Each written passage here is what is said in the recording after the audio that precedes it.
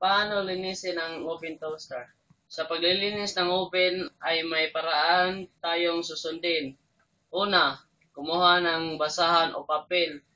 Unang linisin ang loob ng oven.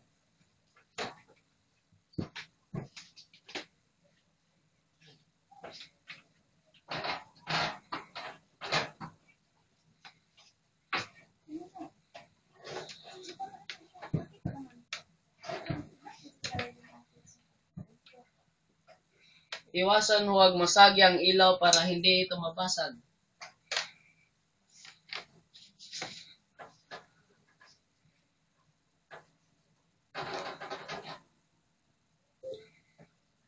Linisin ang salamin sa pinto nito gamit ang basang papel.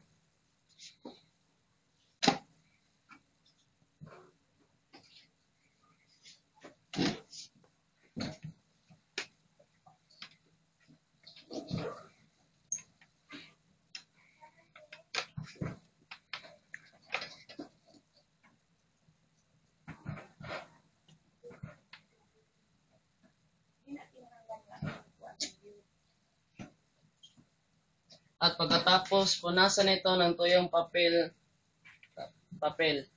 Kapag malinis na ang loob nito, isunod namang punasan ang labas ng oven, pati na ang wire nito.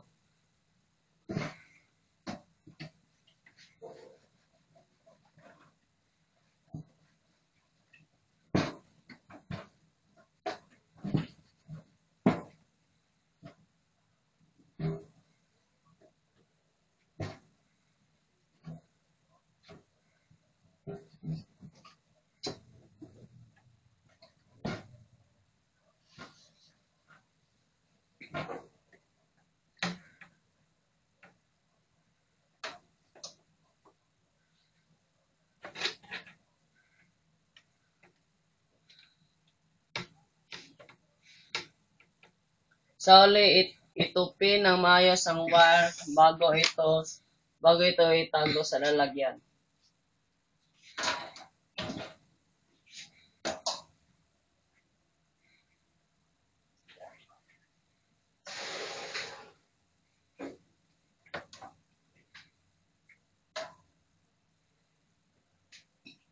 Tapos na ang paglinis ng oven. Ayun po kita balik deh.